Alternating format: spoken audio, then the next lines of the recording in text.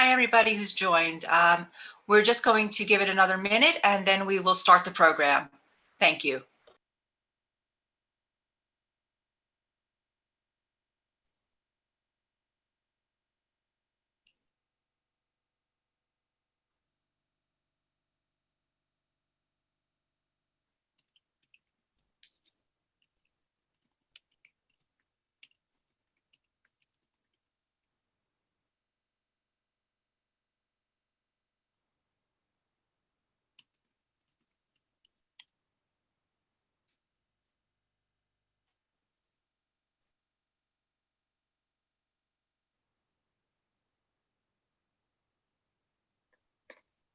Good evening, everyone, and welcome to Path to the Presidency, What to Expect After Election Day.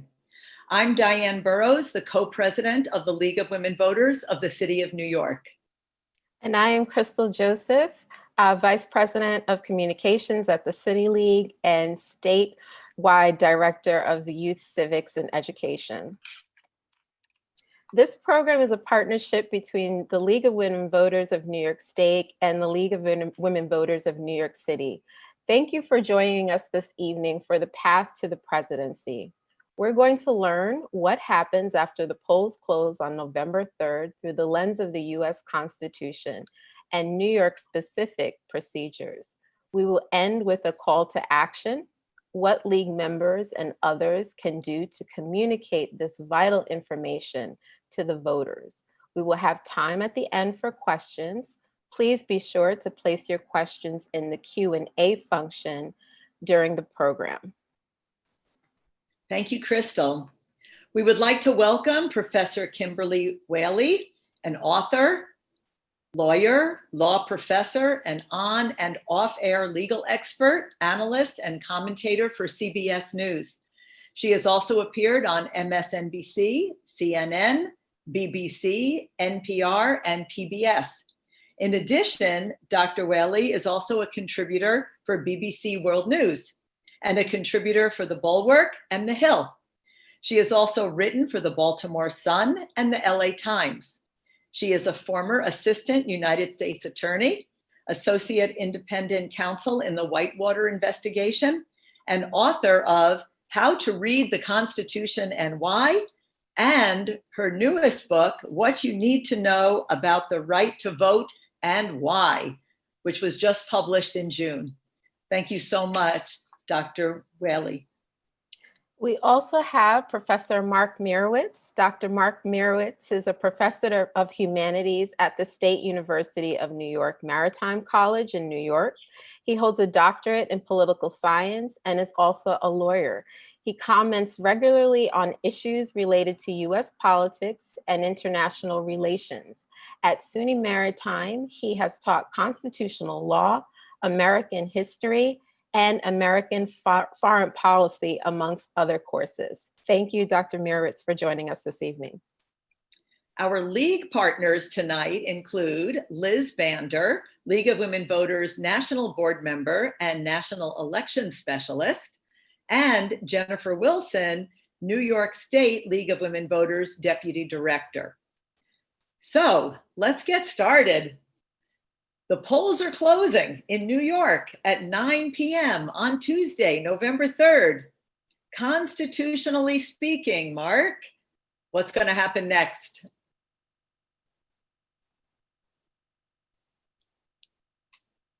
You're on mute. Here, just unmute yourself.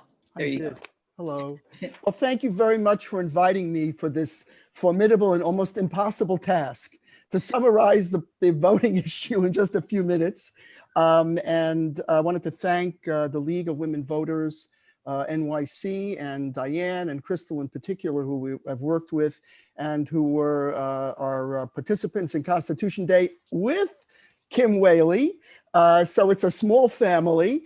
And I just want to say before I start, a tremendous shout out for Kim's book on voting. I really do, right? You see it behind Kim on the screen.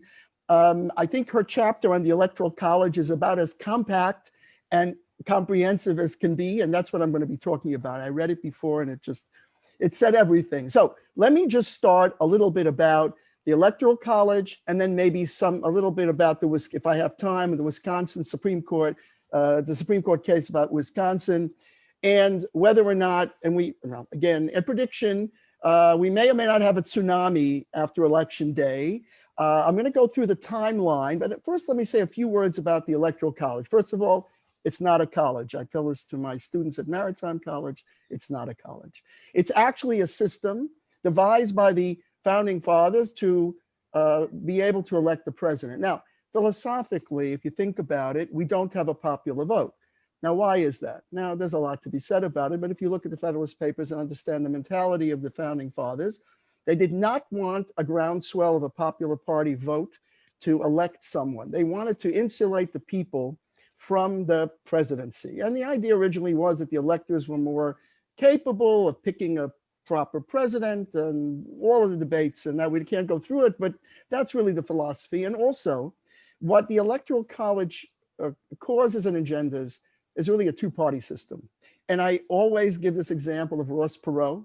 Because Ross Perot, if you look, I think I'm right, got 19% of the popular vote and got no electoral votes. Now, why is that? So I just wanted to talk a little bit about how it's structured and why actually, despite all the calls for throwing it out, it may be actually somewhat functional, although it's been in for huge criticism over the last few years, particularly with the results in 2000 and the problems with Bush versus Gore, and the problems in the issue of 2016, where a presidential candidate loses the popular vote, wins the electoral vote. Now, so first of all, and it's usually in class, this takes about 2 hours to do, but the basic idea is every state receives a number of electors. How many electors does a state receive? That number of the same number of congressmen, House members, and Senate members. Now, clear point. Congressmen and senators cannot be electors, and certain officers cannot be electors. These are political party leaders who have the honor, asked by their party, to serve. And I always look at Pac-Man as my example for this. So let's say California has 55 electors, right? Whoever gets the most in the popular vote ends up, remember the Pac-Man lit up? So if it's the Democrats, those 55 electors light up, and then the Republican electors fall away, and they can cast their vote for president. And in every state except for Maine and Nebraska, the popular vote, that means the plurality. That means whoever gets the most votes, Kim is going to correct me if I make any mistakes. Anybody who gets the most popular vote wins all the electoral votes except for Maine and Nebraska. And Maine and Nebraska have an allocation, which is based on who wins the state and who wins the districts. This illustrates immediately that this is a function of state law.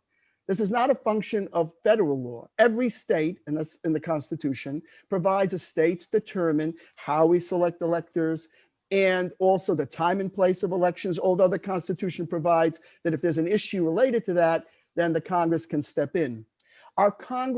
Our Constitution, rather, is I think, a brilliant tapestry of how the Founding Fathers put this together. We still have a republic. You know, when Ben Franklin was walking out of the Constitutional Convention, Mrs. Powell walked up to him and said, "Doctor," they called him Dr. Franklin because he invented all this stuff like the lightning rod. "Doctor, what are you doing there? What are you doing?" And the answer, he said, was, "We're making a republic if you can keep it. A republic if you can keep it." And those words should be remembered very clearly when we are in the middle of all of these discussions, that the bottom line in all of this is we want to keep the republic in place. We don't want to shatter the republic or create so much chaos that we can't have a republic, because we see around the world what happens when republics fall away and we get the opposite. Now, so we go to the polls, and I don't have time to discuss the unbelievable conflicts in state law in terms of when you vote and when the votes are counted. Maybe we can talk about that. Maybe Kim will talk about that. Mail-in ballots, absentee ballots. There's a flurry of litigation on these issues, particularly the Wisconsin case where the judge extended the number of days where ballots could be received, and the Supreme Court said you can't do that. That was a conflict with a federal judge making that decision. The Pennsylvania cases and the other cases out there have state courts. So, it's a very, very complicated. And maybe we'll spend a minute or two on that. Now, back to the Electoral College. So I want to do the timeline a little bit. November 3rd, we go and vote at the polls. What we're actually doing is electing the electors, right? When you vote for the candidate, you're not really voting for the president. You're voting for the electors who will then cast the vote for president. Now, I want to say immediately, because I don't want to forget, that the founding fathers had a very interesting point. Think about it, right? If you had only a popular vote, and by the way, and of course, Kim points this out in her book, there is a national vote, there's a national popular vote compact, which if state legislatures equaling to 270 electoral votes agree to adopt a popular vote, then whoever gets the popular vote wins the electoral votes. But what would an America look like, which is based only on the popular votes? It might start looking like France and Israel, where they have proportional voting and you have multiple parties, and we start negotiating among the parties. If somebody doesn't get a majority, then then somebody says, well, look, I want to be Secretary of State. I'll give you my 3 votes. So we don't have that system. We have a system with 2 parties, and generally speaking, in each institution and each district in Congress, there's 1 winner. Now, so the states appoint their electors. Now, another point, small states versus big states. Think about it this way. If you had a popular vote, then the candidates would never visit any area except the large urban areas. And if you look at the Electoral College, if you look at distribution, so for example, I have my list here of the Electoral College, right? So it's a combination of the House members and Senate members. And I need to say right away how many electoral votes there are. I should have said that right away. So there are 100 senators, there are 435 House members, and then by the 23rd Amendment, the District of Columbia, which has a delegate, but no House member and no Senate member, got the number of electoral votes of the least populous state. This would require us to go back and do a whole discussion about the House and how many House members are there per state. And we do that on the basis of the census. Right now, we're still operating under the 2010 census because the 2020 census is not completed. All right. So what we do is we allocate, and I always look at it in the House, we allocate 435 slices of pizza. I'm sorry, but that's how we do it in class, among the states based on the proportion of your state's population to the national population. So for example, California, which is a very large state, gets 53 House members. That's its proportion. How the mathematics works to make sure you don't have half a House member and no fractions is higher mathematics. I was an honor math in high school, but I don't know how to do that.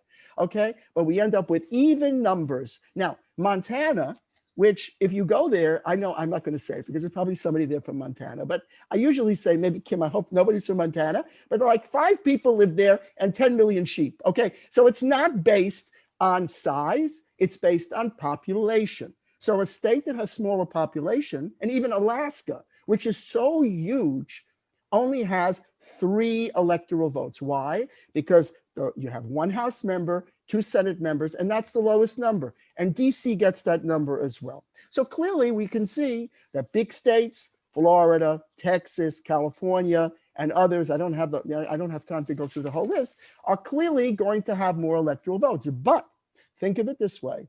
A state like Montana, a small state, right? Which, again, the founding fathers gave equal representation in the Senate. You get two senators in the Senate. Remember that the small states, by the Electoral College, have much more influence than they would if there would be a popular vote. If there'd be a popular vote, the 5 people in Montana wouldn't have anything.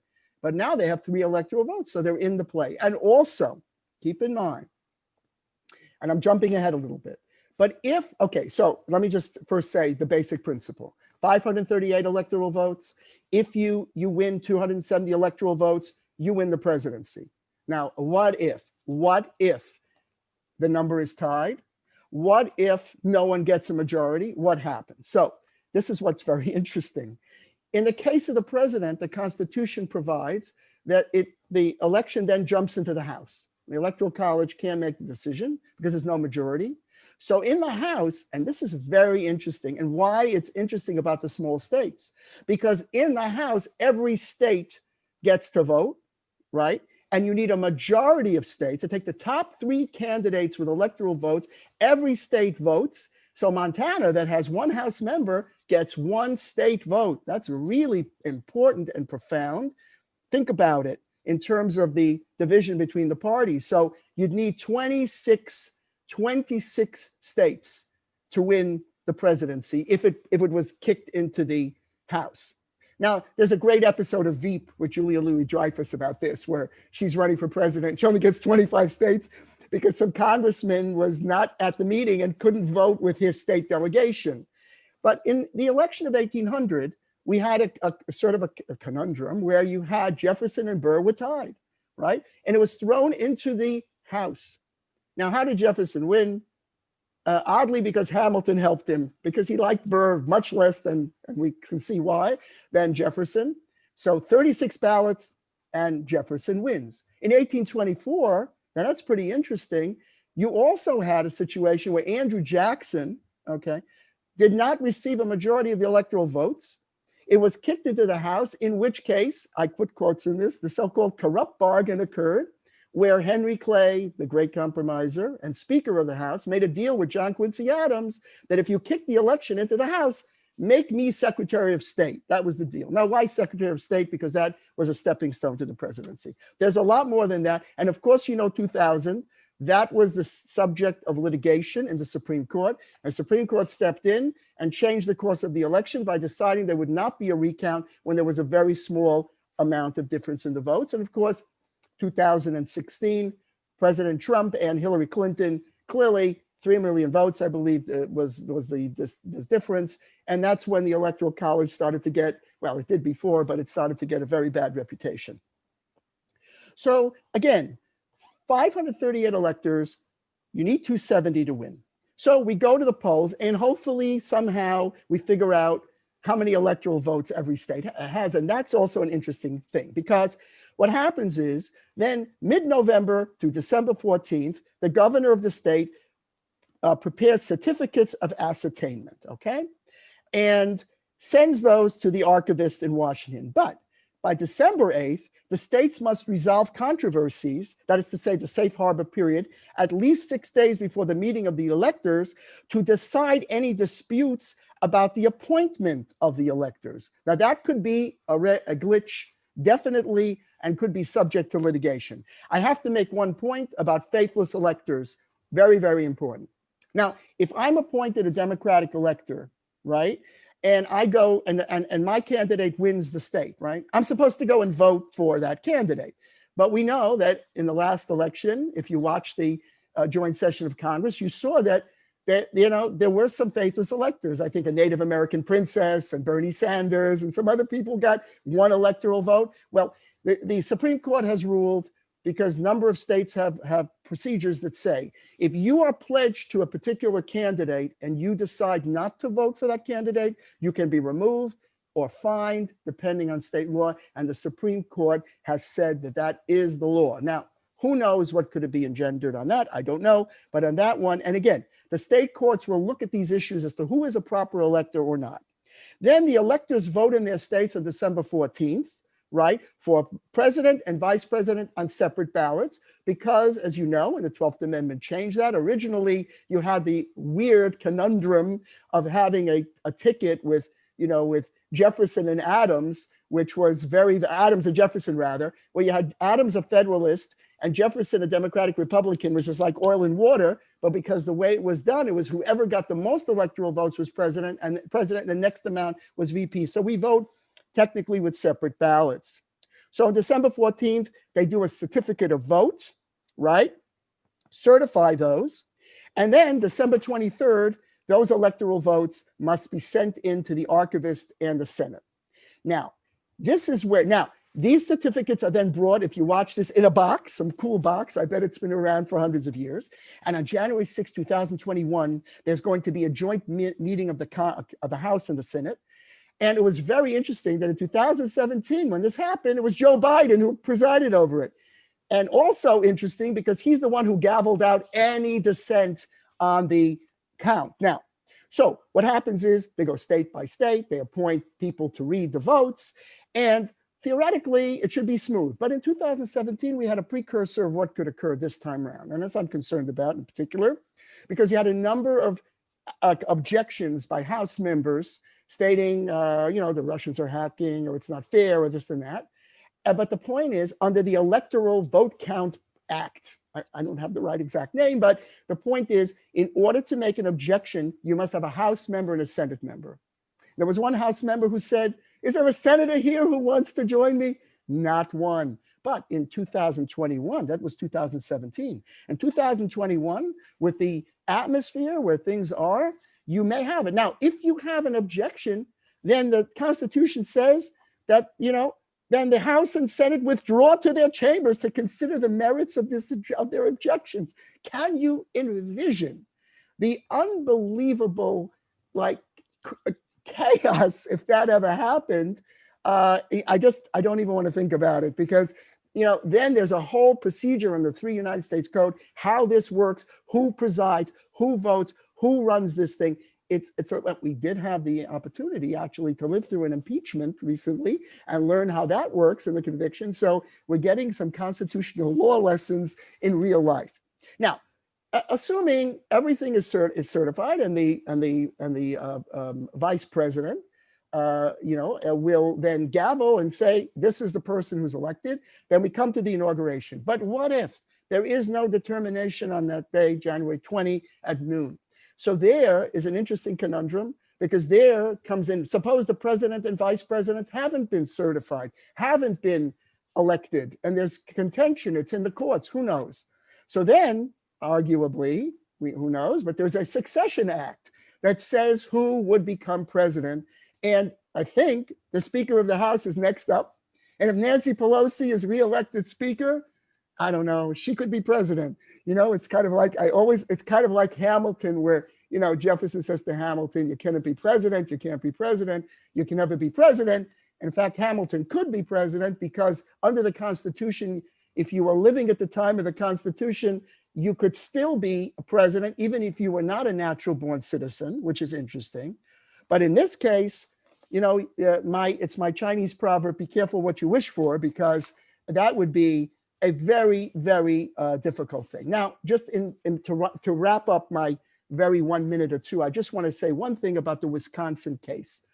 Now, this case is very important, not just because of the decision, but because of the array of the judges, and particularly Justice Kagan's dissent.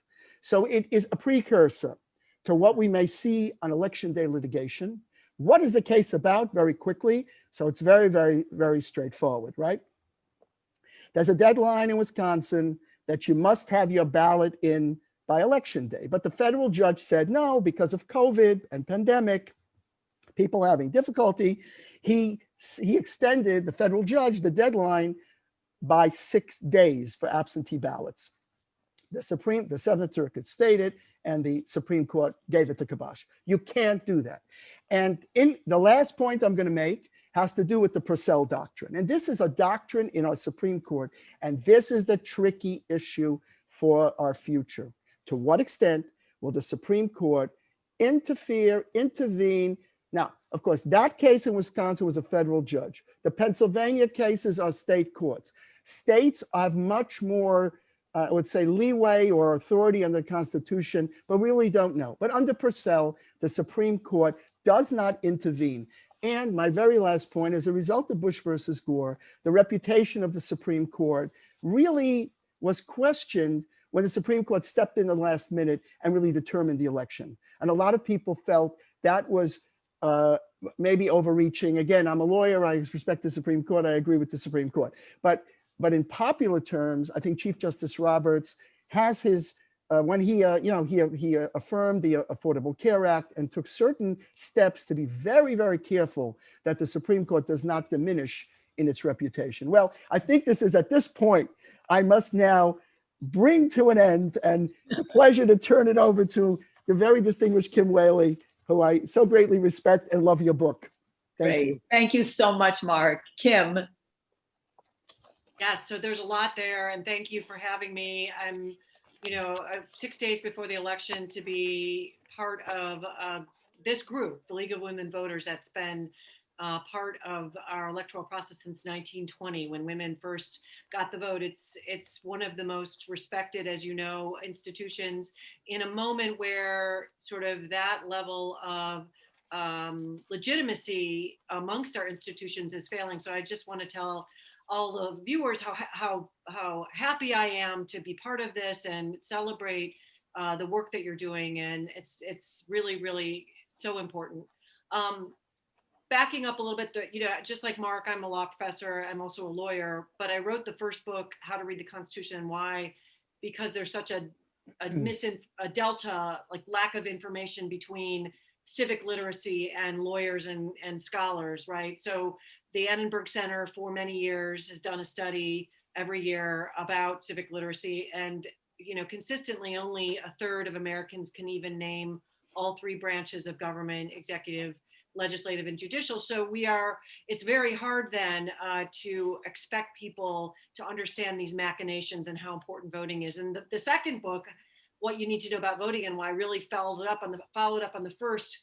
I did a lot of on-air time all around just public education, primarily in relation to the Mueller investigation and then impeachment, and realized, which you all probably already understand this, how all of our constitutional rights really boil down to the ballot box, and only about 50% of voters actually traditionally go, primarily because there's a study done in January, primarily because by the Knight Foundation, they just believe their vote doesn't matter. And Mark did an excellent job explaining the Electoral College, which does puzzle a lot of people in my view, and that is really, so many people think it's broken and think it's unfair with 5 presidents in office with a popular vote that did not line up with the Electoral College. Something needs to be done. I don't have an answer to what needs to be done. I mean, Mark mentioned maybe we have more members in the House of Representatives, which 435 is an arcane number that would then shift some of the number of electors. There are lots of ways of doing it.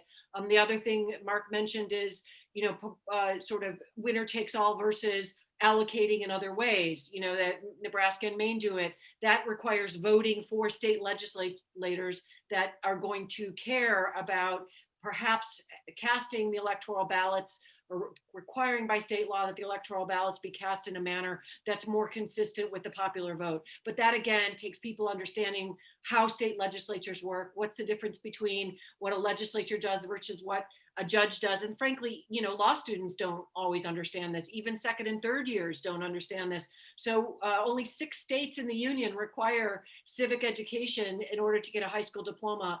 So I'm just, whatever happens on the 3rd and the 4th and between now and January 20th, I hope we, people that are involved in this effort, can keep this conversation going, because it needs to be a 12 months a year, every year conversation around civic literacy, civic engagement, running for office, and how important it is to vote. A couple things, additional wrinkles that I just wanted to add to Mark's very thorough, interesting, animated presentation, which was so terrific. One is that, he mentions December 14th, under that same law, which is when the electors meet, under that same law, which came up in Bush versus Gore, if you read the opinions carefully, on 6 days prior to that, if the states don't actually have a slate of electors, they can meet and change their rules for casting electors. And part of why the Supreme Court did not send the Florida case back to the states, the state courts and the state for recounting in the state election process, is because that date had passed, and they basically said it's too late. But what's important to keep in mind is that the 300 plus lawsuits that are already pending, if those, we see more lawsuits after the 3rd, and those delay the votes and the counting to the point where certain states don't have a slate of electors, then we could get in a situation where we've got, say, a Republican legislature saying we're going to cast direct by state law that our electors go this way, regardless of the popular vote. Then you could in fact have a Democratic Secretary of State who refuses to certify it. I mean, that's another way things could get mucked up. And that law, there have been some calls. Of course, it hasn't happened because Congress isn't really functioning very much lately, except to confirm a Supreme Court justice in the midst of an election. But Congress, there have been calls to move those deadlines because of COVID, but that hasn't happened. That's the one thing. The second thing is, just as Mark indicates, the House of Representatives would resolve at the presidency in a contested election.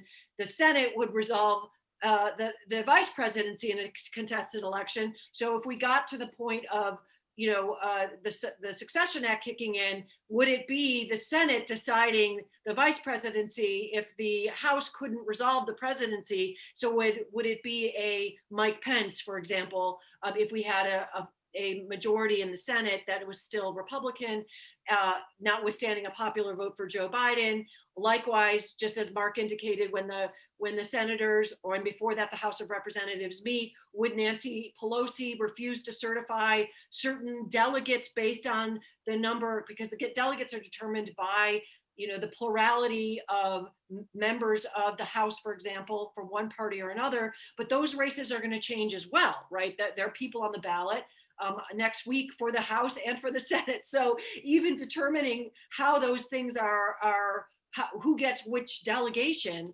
even if there can't be a good agreement on how the presidency should go, whether there will be recognition of certain races down ballot, that's also a huge question.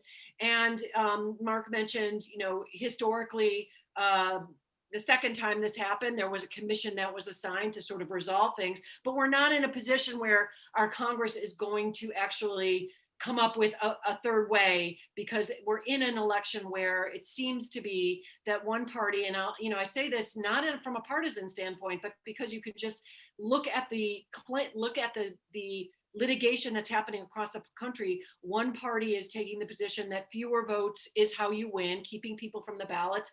And we have a president who's very clearly saying chaos, chaos, chaos is what is in my corner. That's what's good for me. So that also, I worked on the Mueller investigation as a legal analyst for CBS. That is straight out of Vladimir Putin's playbook. And we know this president is certainly a friend, not a friend to Vladimir Putin. So there are a lot of themes running through this. And so, and we are really in a moment where, promoting voting is considered partisan. And a couple years ago, or a year ago, when I wrote the Constitution book, that was promoting the Constitution was considered partisan. I was supposed to speak at my high school graduation in Buffalo, New York, and was uninvited because some of the parents complained or objected, said they would not let their children walk the stage because my book was partisan. That's really where we are. And so we're in a moment where this election will decide the future of American democracy itself. So, and of course, you all being New Yorkers understand in the midterms, it took 6 weeks to count one congressional race. So counting the ballots is absolutely vital. The good in time, and what I try to say to people when my audience is, when I talk a lot about fraudsters, mail-in ballots are fraudulent, things being dumped in rivers, people that work the polls, people that work the elections are our neighbors, our friends. They are just like you and me, and they're on the front lines of democracy. They are not a bunch of fraudsters. They're working really hard to make democracy function, and we should support them. And when it comes to fraud, that is a crime, as Mark knows. It's a term of art. It carries a 5-year prison sentence under federal law, and we just saw, a postal worker indicted for fraud. That most people are not going to commit that for the chance of impersonating one person in one election. It's not going to change the outcome anyway. If you want to commit fraud and change the outcome, then you have to actually engage in a conspiracy to commit fraud, which means you have to have a meeting of the minds of enough people to sway an election in a particular race. That's important. And you have to actually pull it off and not have the auditing mechanisms that actually occur in every state and exist in every state catch the fact that you're impersonating a voter and hope that that voter didn't already vote. It's just, the terminology really matters, and clarity really matters, and education really matters. Most of what gets lumped into this fraud bucket is actually maladministration. And maladministration because it's really hard to run elections, period. Second, it's really hard to run 2 elections, one in person and one by mail, that you're not used to doing, unlike the 5 states and the military that have done it successfully for a long time. And 3, trying to do it in a pandemic where you have few resources. I did a town hall this week in Kansas City, Missouri, with people that were on the ground saying, listen, it's a 24-hour put out fire situation. where some of our polling places that have traditionally been happy and proud, they're not government entities, but they're, churches, schools, private schools, happy and proud to be polling places, are telling us, pulling out at the 11th hour, we don't want to get involved in that hot mess, right? And we're seeing, we are seeing intimidation at the polls. So far as I know, there hasn't been serious violence, but we are seeing fights over whether there should be concealed weapons carried at the polls. We're seeing, people being shouted down, harassed, heckled. So this is, a bare knuckles fight for democracy itself. And it's playing out every day in the news cycle. The good news, what's the good news? One is we're having a conversation about basic civics. People are learning not only about the right to vote, but about why they should vote and how to vote. They're understanding what I say when I started these talks a few months ago. Your right to vote depends on your zip code. Now I think people understand that. Other constitutional rights don't vary based on where you live in the country. Your First Amendment rights are your First Amendment rights. But if you live in Florida versus Oregon, they do matter. It is, your right to vote is different. If you live in Texas and you're a student, you cannot vote with your state issued ID, but if you've got a concealed carry permit, you can use that to vote, right? So it does matter where you live. And that's this fickle nature of our right to vote is problematic, and people are understanding that. And we're seeing people buy plane tickets during a pandemic with their whatever dollars they have left in their bank account to physically go to their home state and cast a ballot. So these cynical attempts to upend voting by lying about massive fraud in mail-in voting, by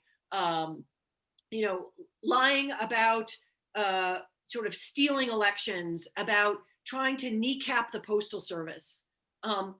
People are saying, listen, don't put it in the mail anymore. You've got to physically go. You've got to read your ballot carefully. 550,000 mail-in ballots were disqualified over the summer for mismatched signatures. So that's the good news. And also, of course, the numbers. It's 6 days out, and, we've already surpassed voting records in some states that we had in 2016, which was also a very, very important election. So that's really the good news. We need to keep that energy going. We need to keep the education going. We need to translate this stuff into language that matters to Americans. Number two, if the Congress changes on both houses, and I frankly believe to get democracy functioning again, it needs to happen. It's not a red versus blue thing. Congress is broken. Congress, at the end of the impeachment process, basically acquitted the Senate, the Republican Senate acquitted across the board the president on obstruction of Congress. Why is that important? It's essentially saying, we don't care if you completely ignore our requests for information as an oversight arm under the United States Constitution as an equal, co-equal branch of government. Any president in the future, not just this one, can totally ignore any request for documents, any request for witness testimony. We will not push back. What does that mean? The American public does not have representatives in Congress that are going to have important information, see the light of day, so we know what to vote based on. That is a scary thing. We also, of course, have gun legislation. We have, immigration legislation. We have healthcare legislation. We've got, of course, COVID legislation, that is voting rights legislation, going absolutely nowhere in the United States Senate.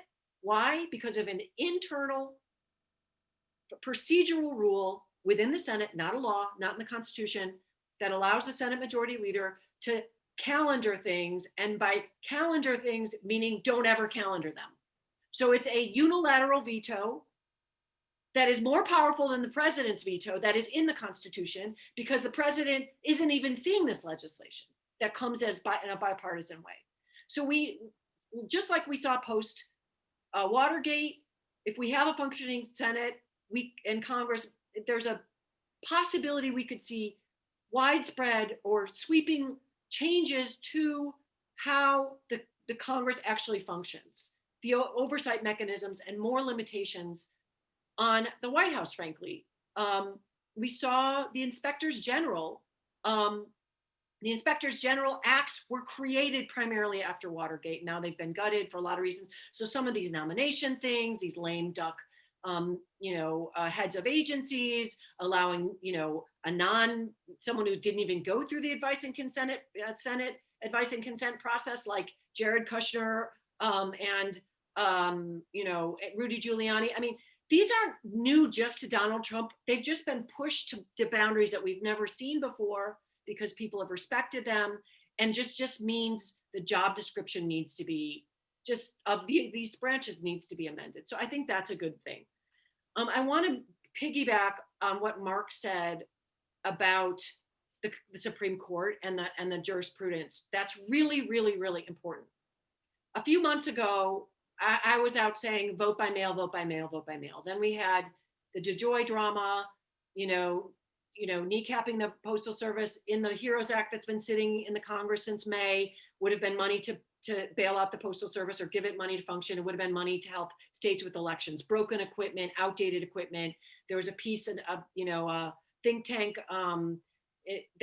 with national security expertise did a press release today. We're hacking of these old machineries. All of that expertise and hardware is actually in the hands of third parties in most states. Private entities control these. There needs to be mechanisms to protect that, on and on and on. Congress, I want to back up. I'll get to the Supreme Court. One more thing about Congress. Congress has had 2 bills pending from the House of Representatives. I'm sure Mark knows this. HR 1 and HR 4 also have not seen the light of day. HR 1 would do stuff to have independent commissions to draw boundaries instead of gerrymandering. It would have automatic voter registration when you turn a certain age. It would have automatic registration at the polls. In states that have these things, voter participation just goes up. And in my view, having more voters that's just American. Having it by we the people, not we the deep pockets that can spend millions and millions of dollars on the airwaves under the First Amendment because of Citizens United. I don't have that money. I can only give $2,700 or so to a candidate. But if I'm Chevron or I'm a billionaire, I can do all kinds of ads on fracking and these very important political issues. That's speech. So that's why the Congress is broken. So much money because of the Supreme Court allowing it going into campaigns. So long as they don't communicate with each other, it's protected under the Constitution. Okay. So Supreme Court, Mark mentioned the Purcell Doctrine. I mean, and if you've read any of my things, I'm a believer in looking at original intent. I'm a believer in looking at textualism, but the notion that somehow textualists don't read ambiguity into the Constitution and create doctrine is false. All judges judge because it's ambiguous. So the Purcell Doctrine is not in the Constitution. It's not in a statute. It's a judge-made doctrine that says don't do things close to an election. Conservative court will hang on to that, better or worse. You could make the argument, listen, we have a pandemic, so maybe that you need to adjust that judge-made doctrine. You're not bound by it. The other thing that we're seeing with this particular court, and if you looked at Justice Kavanaugh, who I deeply respect, he's been a long friend of mine for many years, and I've worked with him, smart as can be. Not the best opinion, which was a little bit unfortunate, some errors in the opinion. But what we're seeing is this breakdown basically on the court that under the Constitution, the states decide the electoral process. So what we're going to see is the outcome of this litigation depends on who made the change. If a state legislature made the change, it will be blessed. If a judge made the change under the US Constitution, or if a judge made the change under a state constitution, or if a judge made the change by construing ambiguous language potentially in the statute, that's where the court will not allow the change to happen. That's the doctrine that is developing with this conservative court. So unless the states function to change it, it's not going to change. The problem with that, of course, is gerrymandering in part. Are our elected officials actually representing the people? If that's the only place to make changes, does that cut out minority or even majority parties that aren't have been gerrymandered into, longstanding power in the, in state and federal legislatures. So that's a problem. The other problem I really have is that not just Citizens United that allowed unlimited money into campaigns, but of course the court struck down the Voting Rights Act, or a key part, Section 5 in 2013, which has allowed what I call the cute factors to come in, arbitrary rationales for keeping people from the polls to come back. That used to be managed by the Department of Justice. Supreme Court struck that piece down. We're seeing more voter suppression. HR 4 would do what the court told the Congress to do and have more updated laws on that process. But again, that's not getting past Mitch McConnell. My concern with that, though, is that we could see Congress, even if we have a functioning Congress, and I know I got to wrap up, Congress coming back, doing some sweeping reforms, and a conservative court striking those down. Last piece on the law. Mark mentioned the Purcell Doctrine. The other thing is what's called the Anderson verdict test, which Justice Barrett has applied as a Seventh Circuit Court judge. She wasn't on the bench very long. That is also made up, judge made. It's not in the Constitution. A textualist should have a problem with it. It's not in the original Federalist Papers. This is judging. We could disagree on whether it's the right way to judge, but the notion that it's not judging, it's black and white, is just false. Conservatives also make stuff up. That's what they have to do because they judge. There is no right to vote in the original Constitution. And so it's not held up in these balancing tests in the way that an express right would be. So what the Anderson verdict test basically says, it's basically a two-part test. It says, okay, the first step is the judge subjectively decides whether an infringement on the right to vote is undue. Undue is not in the Constitution, not in a statute. If the right is not undue, and Judge Barrett applied this test, if it's not undue, then it gets rational basis. That means the courts can, or the legislature can come up with any old excuse to basically justify what boils down to keeping certain people from the polls. If the court decides that it is undue, then it would get a higher level of scrutiny, and the states would have to actually justify the closing polling places, the extra ID, all these things that really have nothing to do with fraud, nothing to do with impersonation. So that's a piece where I'm concerned.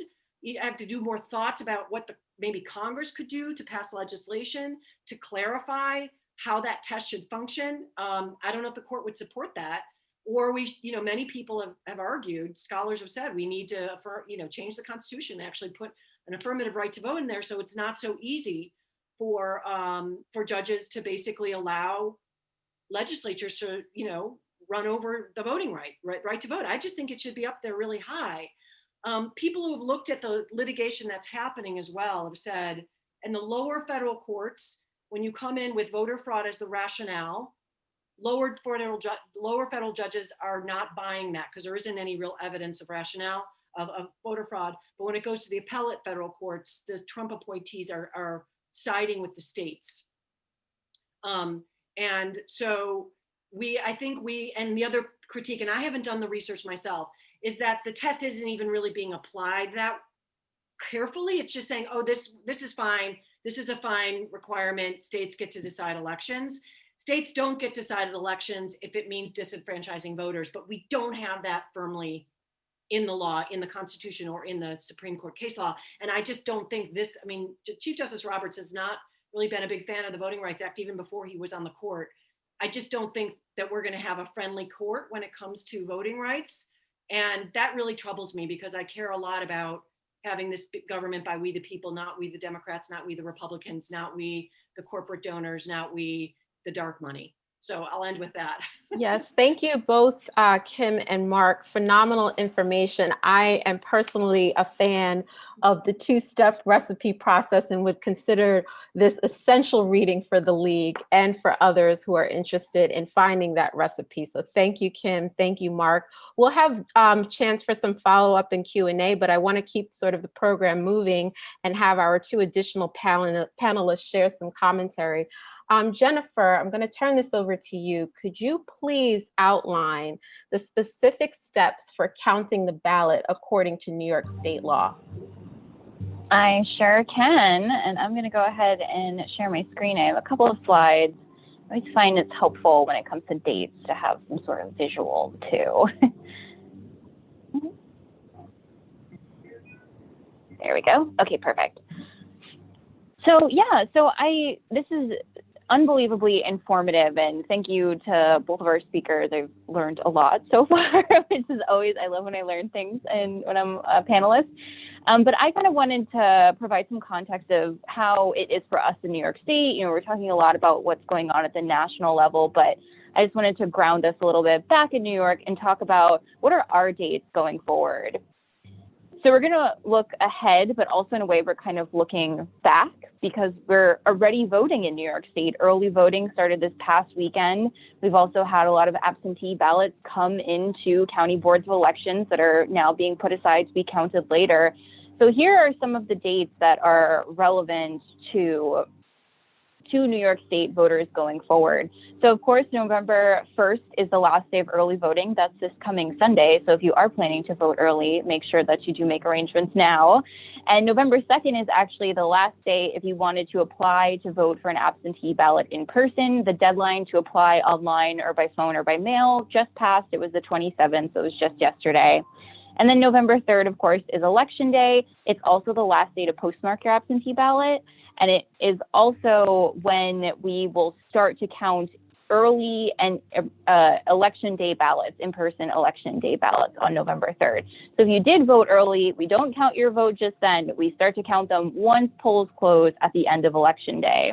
And then finally, November 10th is a very relevant deadline because this is when we actually start to count our absentee ballots. So in New York State, we give voters 7 additional days for their ballots to arrive at their county boards of election after they've been mailed by that November 3rd date. And then we don't actually open them and count them until November 10th. And if you're a military or overseas voter, you get 6 more days. So for military and overseas ballots, they have to arrive by November 16th. And then some additional things to consider when it comes to absentee ballots in New York State, and this is brand new policy. This was policy that came from the legislature, which was a result of some pushing and prodding from the league, where we had filed a lawsuit against the New York State Board of Elections, basically saying that our absentee ballot cure process, which is the process of allowing voters to address discrepancies with their ballots, was non-existent. So now we have a process in place that will allow voters that have any sort of issue with their signature, their witness signature, if they had help filling out their ballot and had someone to have to sign that witness signature, or the sealing of the inner envelope, which is called the affirmation envelope. So once your ballot gets to your county board of elections, they have to review just that inner envelope within 48 hours. And if there's some sort of issue with either of those 3 things, they will contact you, the voter, by mail, email, or phone, with a priority towards email and phone, since of course that is much faster. And then you, the voter, has 5 days to remedy whatever that issue is by essentially signing a piece of paper or electronically signing a document that swears you are who you say you are and affirms that that is your vote. So then once we've gotten past that point, once we've got all of our ballots in, we've started to count them, we've started to count our absentee ballots, we've given voters time to cure deficiencies with their ballots, we recanvass our results. And what is a recanvass? The canvass is essentially taking all of our election results and counting them again. It's our second count. It's making sure that we have everything completely correct, that every single ballot has been counted correctly, and that there's no discrepancy in our results. So that starts on November 18th. They also audit the voting machines themselves to make sure that our machines were running properly when we were having the election, also taking place on November 18th. And by November 28th, we had to have certified results to our county boards of elections have to have certified results, essentially.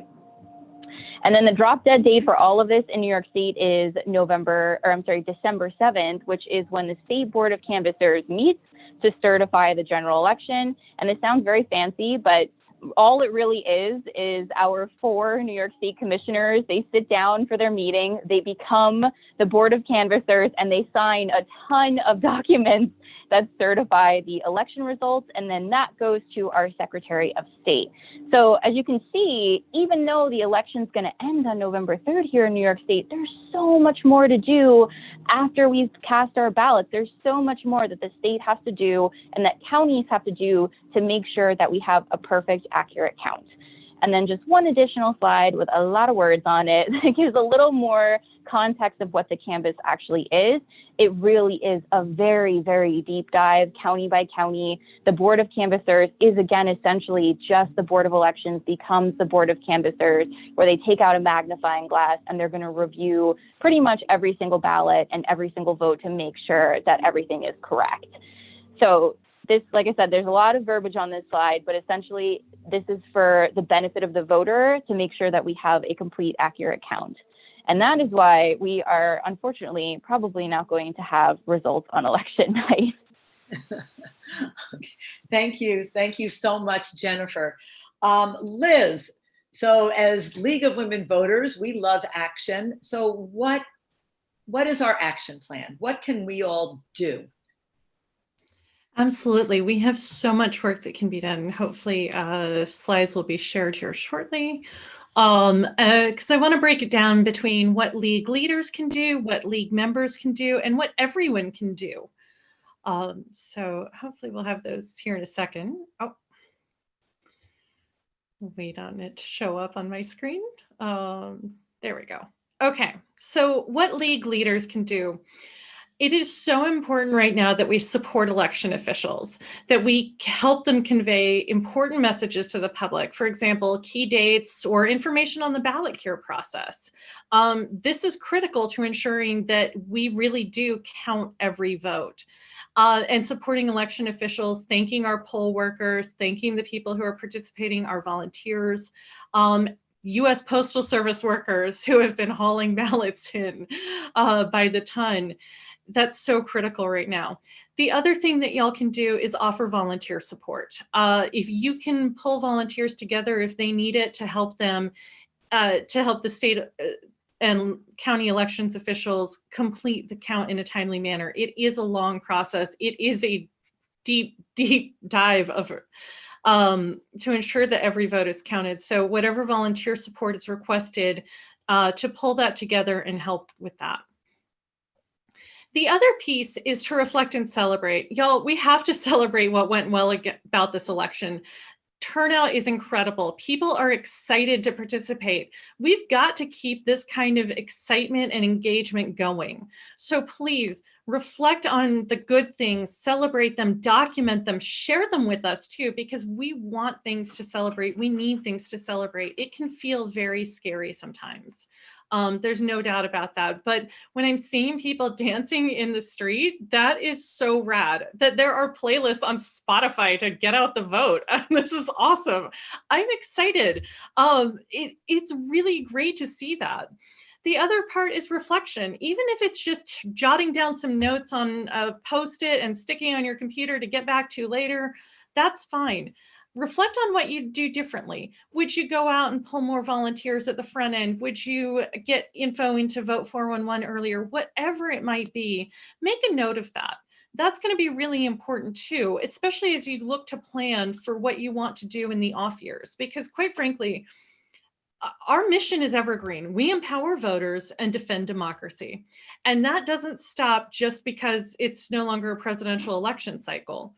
There's plenty of work to be done with state legislatures, at your county, at the Board of Elections, at all levels of government to ensure that we empower voters and that we defend democracy. So this work has to be ongoing. So even if you only have 10 minutes, 5 minutes, whatever it may be, to jot a couple of notes of, hey, I'd really like us to have a better website or have more information available on the County Board of Elections site, whatever it is, make a note of that because you're going to want to come back to that. The next is keeping the energy going. Help people stay engaged. Help people find reasons to care. Everything is political. Everything. The political is personal. And that is so important to remind people and to remember that, again, Doesn't matter what year it is, keep staying engaged with the political process. And again, then pivot to your advocacy work. What are you going to do in the state legislature? How are you going to work with your county board of elections? How are you going to work with your partners in the field? There's so much more work to be done than just, hey, we should go vote. Here's the information on how to do that. It doesn't stop. Let's go to the next slide. All right, League members, we have work for you too. Set the record straight, please. There's gonna be misinformation and disinformation. There is misinformation and disinformation, and it doesn't matter that, you know, ads are gonna stop because the election is not going to be over and done with immediately. We know that. As Jennifer was just saying, there's a long process. It's not like it's just gonna end November 3rd, November 4th. It goes days and weeks. So make sure to share the facts. You don't need to like or angry face or respond to misinformation. Share facts. Keep it simple and understandable. Most of us don't speak legalese, myself included. I am not a lawyer. So make sure that you have all of the right information out there. Elevate League messaging. The League of Women Voters and Vote 411 accounts are always putting out good information, again, at all levels of league. So please elevate what you're hearing from your state league, what you're hearing from your local league, what your league leaders are saying, and just keep it factual. The next thing is support your league leaders. So this is one, elevating their messages, but the other is that this is not going to end on November 3rd. This is a process. So share your skills. How can you help contribute and participate in the league? Maybe you really enjoyed writing Get Out to Vote postcards to voters and you want to continue that kind of work. Well, you know what? Thank you notes are always a thing to volunteers and donors. Maybe you'd like to work on end of the year fundraising projects because, well, you know what? December 31st is still going to come no matter what happens on November 3rd. So we still have work to do that is just day-to-day work. It's not even anything particularly novel. It's just keeping going. The other is a lead, I call it a lead, follow, support model. So we have leaders, and those are the people who have the right skills and expertise and are taking on a leadership role. It's at the right point in time for them. There's folks who are not able to necessarily, who may not have the skills, who may not have the knowledge, who may not have the right time to, and they need to be following the leaders. And then there are those of us who can support the leaders, who can be in that mentoring, in that helping role. So you may also have those skills. You may just be able to be there as an ear for someone who is in a leadership role, who wants to bounce ideas off of you or talk to them. And then stay engaged. Again, volunteer on something new. There's other ways for you to participate. Connect within your community. Connect with other partner organizations. Again, we're not going to stop helping people vote and participate in politics just because it's an off year. The other part of staying engaged, I'm calling it a tag team model. For anyone familiar with wrestling, sometimes you tag in and you are actively in the wrestling ring. And sometimes you have to say, you know what, I've hit my limit. I need to tag out and I need to take a break. But the thing is that you take a break. You don't just leave the ring permanently. You just go outside and let someone else take on the role. So figure out where that fits in for you within your leadership. Again, leaders, you can take this to heart as well and work with your members on how and where you need their support. So here, the next slide. Okay, what everyone can do. Y'all be patient. This is not going to be over in an hour, in a night. This takes time. I live in Washington State. We are very used to it taking time. There will be a number of ballots that are available in Washington State, for example, on November 3rd.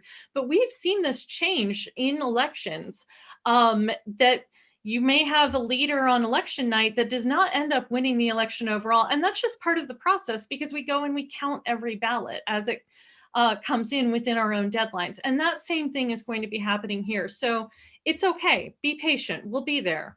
We'll get there in the end, but it's just, it didn't happen overnight. Not everyone knew in the nation when we think about when it was founded, or quite frankly, even 60 or 70 years ago, we were still working on figuring out who all had that. So we're getting there.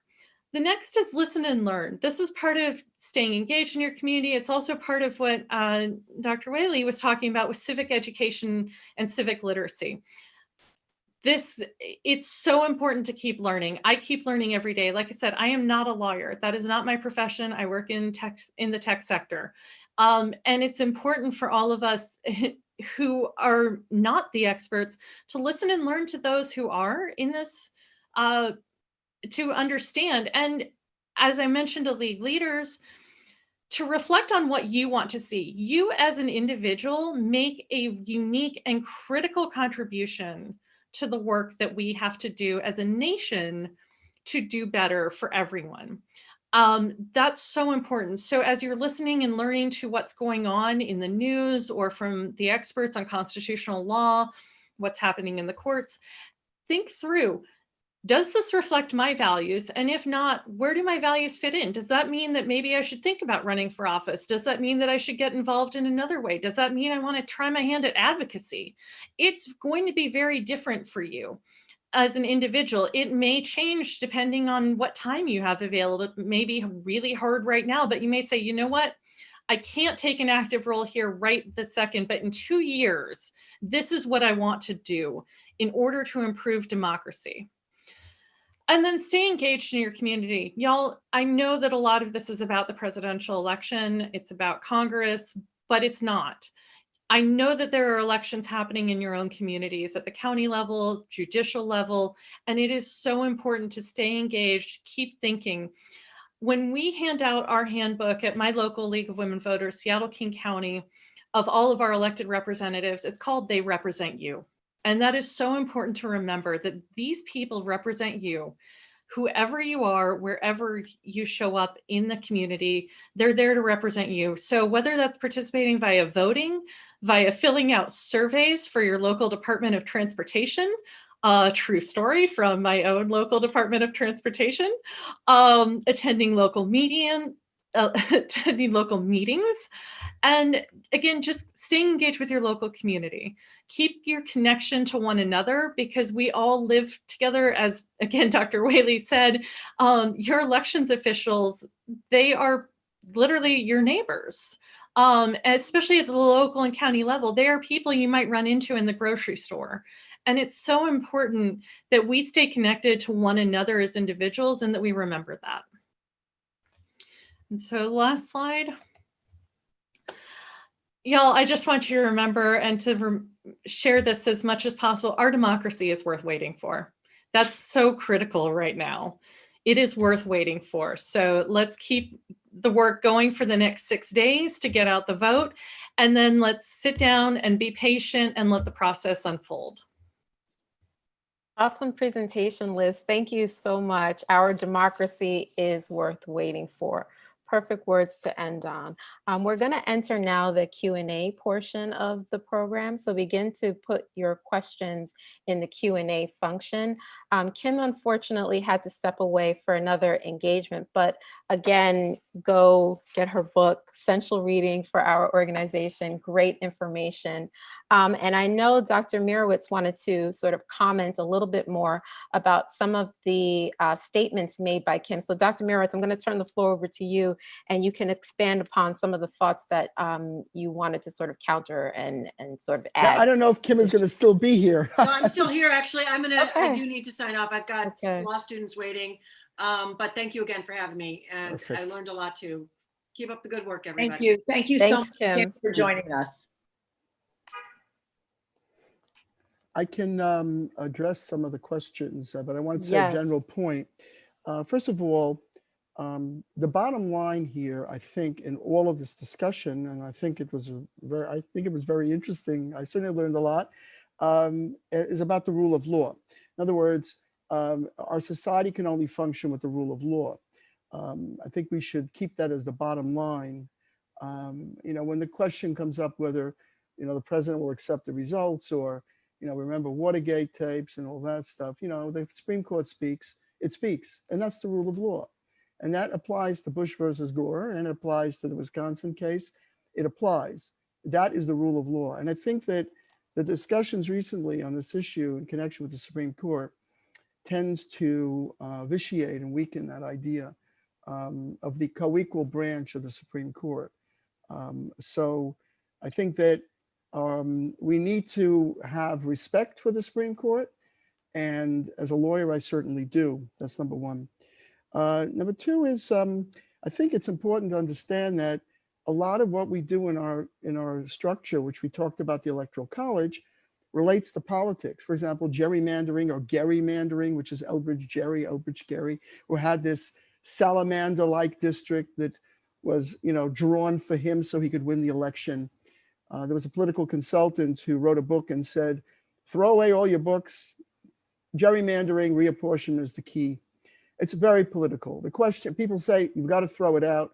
It's no good. But question is, what do you substitute? How do you draw the lines if you're not drawing them on a political basis? It's very, very hard to do that. Supreme Court has dealt with that, these redistricting commissions. I wanted to mention some important points, I think. First of all, about the state laws. The state laws are all over the place and recount how to, all of these cases and all these procedures, very complicated. Now, I was listening to a discussion on C-SPAN about the Wisconsin in particular, and also Florida. Florida has many counties, and every county does a separate procedure for counting the votes. And in Wisconsin, separate procedures are down to the local area. The local boards of election all over the states, not coordinated with the state, are counting the votes. So this already, but the good news about it is that if Russia wants to hack our election, it's going to be hard to do because we have such a mishmash of procedures in this country that I don't know how they're going to do it. But end of the day, one last comment about New York, remembering the old ballot machines. I took my students once to see at the Board of Elections to see the old machines with the levers. And one of the things the guy said to us at the Board of Elections was, this machine is untamperable. Okay. And now we have scanners with computers, with flash drives. So whatever, I rest my case on that. Now, I would also say, in terms of the questions, I think there were a couple of interesting questions. Let's see if I can pull them up. First of all, about the 435 and how the electors cast their votes. Well, first of all, 435 is a number that Congress determines. Congress could change it. And certainly if DC became a state or Puerto Rico became a state, maybe they would change the number. Now, you might say for the number of people living in this country, 435 representatives seems minuscule, but that's the number and it's not immutable. Now, as far as the electors, I think if I understand the question is they cast all their votes this is Pamela's question, for the popular vote minus Maine and Nebraska, they divide it up. Well, no, it's a function of state law. In other words, in every state but Maine and Nebraska, whoever gets the most popular votes gets winner takes all the electoral votes to the state. That's state law. Now, Pennsylvania had a referendum, I believe, on this issue, and the people voted against doing the Maine and Nebraska thing, which is to allocate it. But think about an election in this country. If we allocated the electoral votes among districts, you would have a very different result. And you could probably have third parties. It would be very, very different. Now, I did want to make a comment. I say this with great trepidation, but I'm going to say it anyway. I was very concerned, although I understand where the Democrats' hearts are in walking out of the Judiciary Committee and then creating a majority vote, basically 52-48, but only Susan Collins on the other side and Amy Coney Barrett. I was doing an interview on Turkish television and the interviewer asked me, isn't that undemocratic? And think about it. If you are in the minority and you don't agree with the majority, I think, excuse me for saying this, I hope I don't get any feedback on this, you should stay there and argue your point. I thought the Democrats argued very, very well in the Judiciary Committee and made their point about the implications of overturning Affordable Care Act. But if you're stepping out and you're not voting, and then you're basically thumbs down, walking out of the room, and you're not making the point, and think of this. In terms of the approval of a Supreme Court justice, there used to be a filibuster rule, where cloture was 60 votes. Why is that? Compromise. And this is the problem in the founding fathers that we talked about. The founding fathers had a whole array of compromises. Now, maybe we don't like those. And certainly the Three-Fifths Compromise was quite terrible, okay? But, you know, to treat slaves for counting, but not as human beings, Eric Foner talks about this a lot, is very, very bad. And that's gone. But I think the compromise on the two houses of Congress and the way we elect the president and all of these things has stood the test of time. But today we don't compromise. And we need to bring that back. And that's why the filibuster rules said that if you want to approve a Supreme Court justice or a bill, you need 60 votes. That was vitiated by the parties. And now we have the possibility at some point they're going to take it away on a bill and make it less than 60 votes. This is not the time to debate the point. I'm just saying if you compromise, you end up with a vote like for Ruth Bader Ginsburg, overwhelming number of votes. You get a compromise. And if you can't get a compromise, then you shouldn't approve a Supreme Court justice. I mean, but just for the majority rule, we know in the world today, majority countries that are just slam dunk majority rule are not tending to democracy. Okay, that's my other point. I think there was another interesting point about the governors, and I was trying to research that. What if the governor, Christine asks, made the election change by executive order? Well, I don't give legal opinions, obviously, I'm a lawyer. But the point is, the key function of the governor is on the certificates of ascertainment and obviously in certifications of electors. I don't think a governor, from what I see, and I didn't look in depth, it's too bad Kim isn't here, the law professor, but I think that executive orders, I don't think are apposite, are applicable here. They're asking the governor himself to sign the certificates. And obviously the state legislatures have a lot of influence. I don't think governors by fiat can make changes. If there is a landslide, will the president be announced? If not, this is Candace, will we not know until December 16th? Well, you know, I was listening to this great presentations that Jennifer and Liz gave, and I was starting to think that, you know, maybe we'll be, you know, doing New Year's together and still waiting to get the results in New York. I mean, I was trying to digest it, to understand how you can go weeks and weeks and days without counting and determining the ballots, because I'm looking at my timeline and the official timeline of the federal government does not mesh with the New York timeline. And this is exactly the point of the Wisconsin decision in the Supreme Court. So, you know, again, New York is New York, and we love New York, and everybody loves New York. I was born in New York, but I just don't understand what New York is trying to do. Let's see. There's the other. Okay. I would like to respect the Supreme Court, says Mary. I'm worried that the new justices will be partisan. Well, that's a great question, and one that all Americans should be thinking about. But I would say, to be realistic, that again, Chief Justice Roberts was quite pragmatic when he affirmed the Affordable Care Act on the basis of it's a tax. Nobody even argued that point. I mean, I think he understands the implications of the Supreme Court becoming a political arbiter in American society, okay? Its job is to, again, Marbury versus Madison, right? We all know that great case, is to interpret the law. Who decided who should do that? The Supreme Court itself. It's quite amazing. But it's a coordinate branch of the government. And, you know, I was listening to a discussion the other day, and I said, it was kind of like people were thinking, well, what happens if the House goes Democratic and the Senate goes Democratic and the president goes Democratic? And then someone said on this discussion, well, oh my God, what do we do about the court? Well, wait a minute, just hold on now.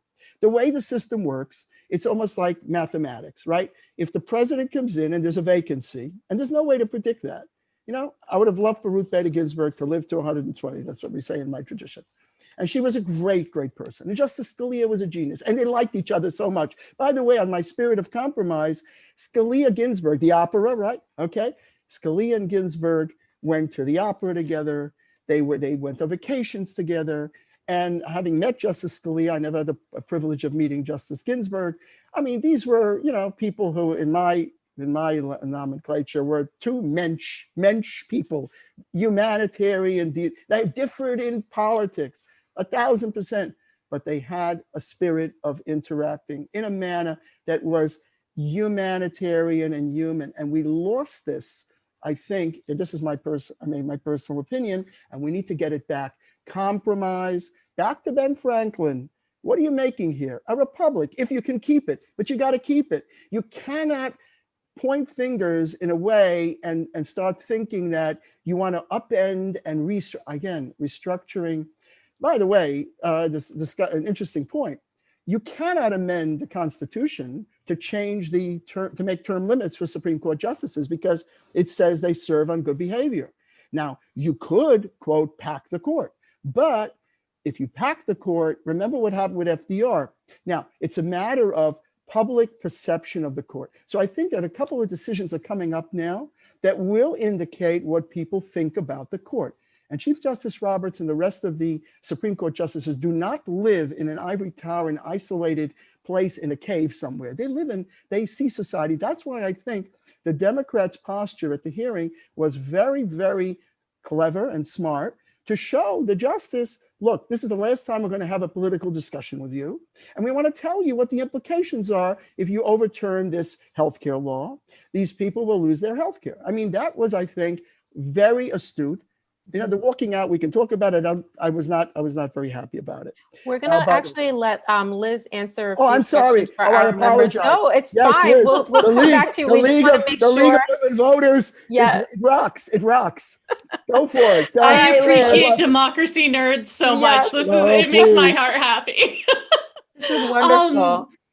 So a couple of questions came in. One is, does the League have attorneys ready to help protect our vote in the states? So we are working in a number of states with the election protection coalitions at the state level, as well as at the national level. Additionally, our state league leaders are in touch with our national office and have points of contact. We are also encouraging our state leagues to create a network with the local leagues for day of coordination in New York State and in every other state. So they have received recommendations on how to do so.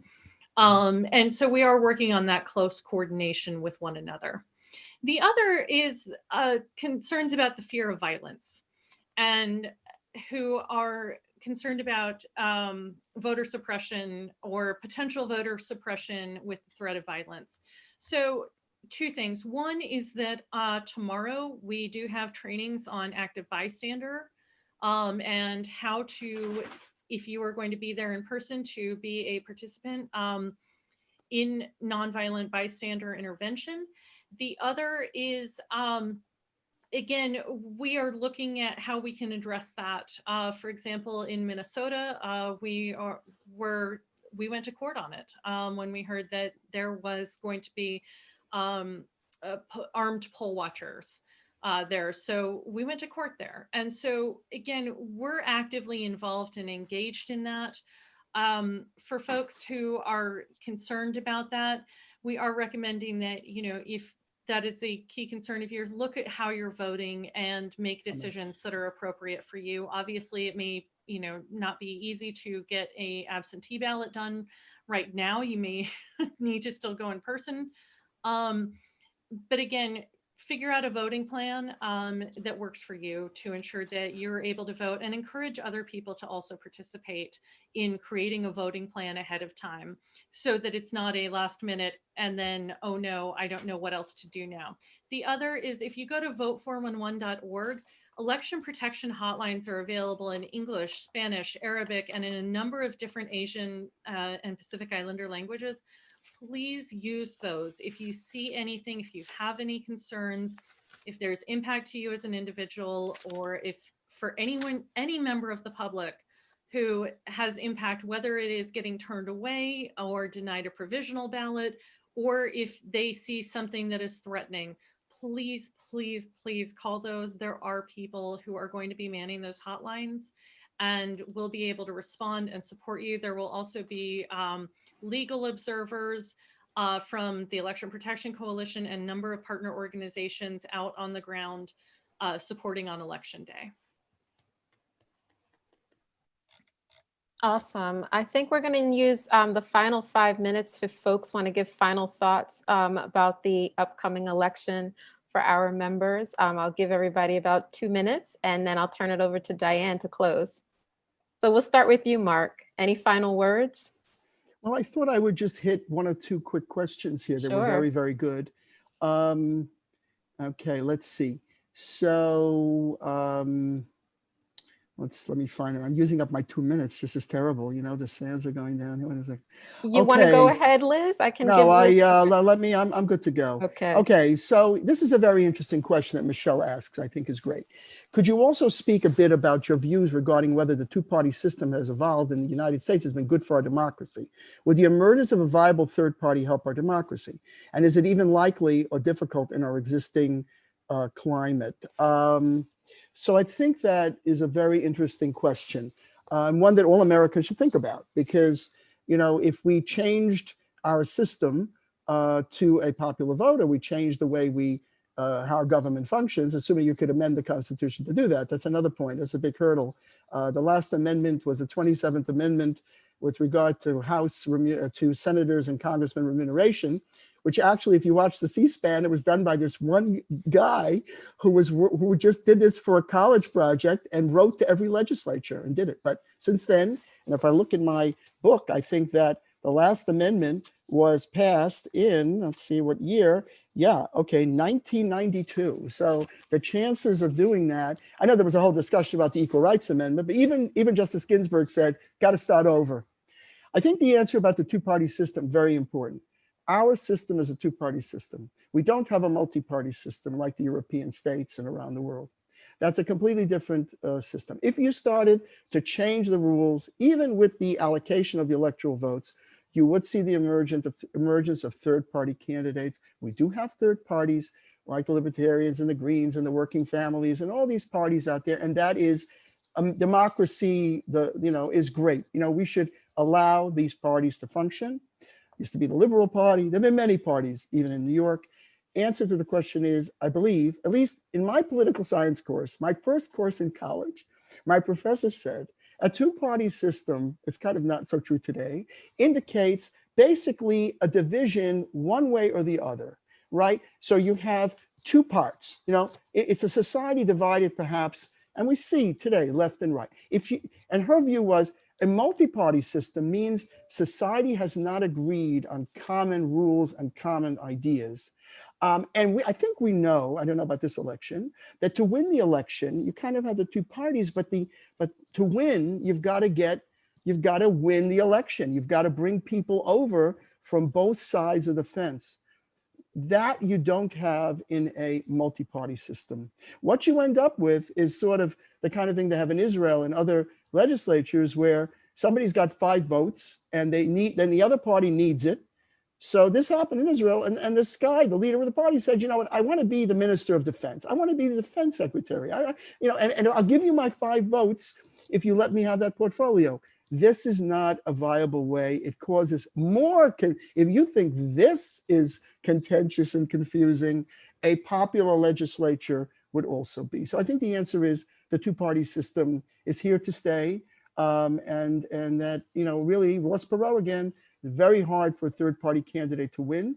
And the founding fathers, in their wisdom, were concerned about the rise of the populace now. Maybe they were wrong, maybe they were right. You know, the people, you know, at Robert Frost, the people, yes, the people, but we the people, but the founding fathers did not necessarily believe, to be very candid about it, in a pure democracy or in a democracy in which the people rise up and just pick the president. They didn't really trust the people. Maybe they should have, but that's our system, and for better or for worse. And I think we have to live with it. Thank you very much. All right. Liz, any final words? And then Jennifer. I just want to quickly state that, again, democracy is something we do every single day. It does not stop. It will not stop. So I really want to ask that every single one of you and encourage all of the people in your life, whether they are voters or not, to imagine the system that they want to create and to participate in. What do they value? What do they believe in? And start dreaming, start putting it together, start thinking. The Constitution is not just something that was written a long time ago by a bunch of dead white guys, and now we have to live with it forever in its existence as it was. We've seen amendments. They happen. It's not. So think about what you value, what you want, what you believe in, And then let's work together in making it happen. Thank you, Liz. Jen? Yeah, I think I just want to end with, I know that my presentation with all these dates so far out is a little like, oh my God, we're never going to get results. But the reason we have such a big period is because we want that perfect, accurate count where every single ballot is counted and is counted correctly. It's a marathon, not a sprint. So the longer it takes, that means the better we're going to be for making sure we get that perfect, accurate count. And I just want to make the pitch for the New York State Youth Civics Initiative. We now have a statewide opportunity for our young adults to take part in advocacy and keep the civics conversation going year round. So be sure to support them if you're on this call.